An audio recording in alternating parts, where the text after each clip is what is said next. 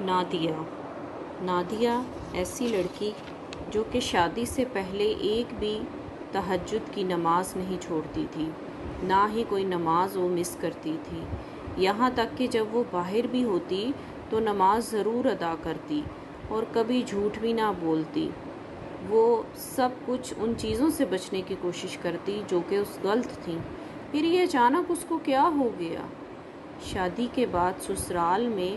گھلنے ملنے کے لیے اس نے اپنی نند کے ساتھ اپنے فیورٹ سانگ بھی سننے کر دیے شروع، حالانکہ وہ جانتی تھی کہ یہ سب غلط ہو رہا ہے۔ اس کو اپنی تہجد بھی چھوڑنی پڑی، یہاں تک کہ وہ صرف فرض نماز تک ہی رہ گئی، اور فرض نماز کے بعد کی تسبیحات بھی پڑھے بغیر وہ اٹھ جاتی،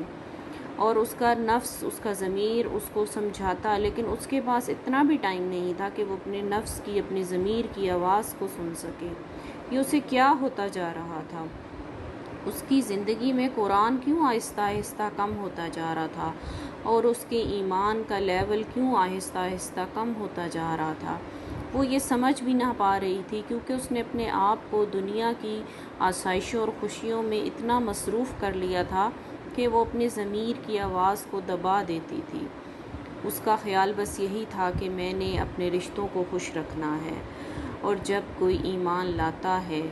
تو وہ اپنی جنت کے واسطے آزمایا بھی تو جاتا ہے نا۔ وہ بھی آزمائی گئی۔ کچھ عرصے بعد اس کی ساس اور اس کے درمیان کچھ غلط فہمیاں پیدا ہو گئیں، اور وہ اکیلی ہو گئی، وہ بھول گئی، وہ دکھ میں بیٹھی رہتی، ہر وقت روتی رہتی کہ میں کس کو اپنی کہانی سناؤں۔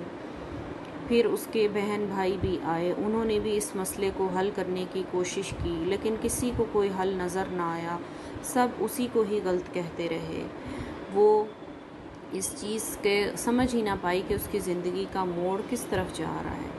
پھر ایک دن اس کے نفس نے آواز دی، اس کی ضمیر میں سے آواز آئی، اس نے اپنی ضمیر کی آواز سنی تو اس کو محسوس ہوا کہ وہ تو بہت آگے نکل گئی تھی۔ وہ جو ہر چیز کا حل قرآن سے ڈھونڈتی تھی، وہ جو ہر مصیبت میں نفل پڑھ کے اللہ سے دعائیں مانگتی تھی، آج اس کو یہ سب باتیں بھولی بیٹھی تھیں۔ اس نے اپنی سسرال کو جنت بنا لیا تھا، اس نے اپنے بھائیوں کے دل میں خوش رہنے کے لیے، جگہ بنانے کے لیے، اپنے سسرال کے لیے خوش کرنے کے لیے اپنے آپ کو جنت ان چیزوں کو بنا لیا تھا، اور وہ ان سب جگہوں سے رسوا ہو کے نکلی، اس ساری دنیا کی آسائشوں سے، چیزوں سے جس کو اس نے جنت سمجھا ہوا تھا۔ پھر آہستہ آہستہ جب اس نے قرآن کو تھاما اور نماز کی طرف واپس آئی تو اس کے دل کو سکون مل گیا، اس کے دل کو اس چیز سے سکون مل گیا کہ اللہ تعالیٰ میرے ساتھ جو کرے گا اس میں خیر ہوگی، وہ میرے ساتھ کبھی برا نہیں چاہے گا،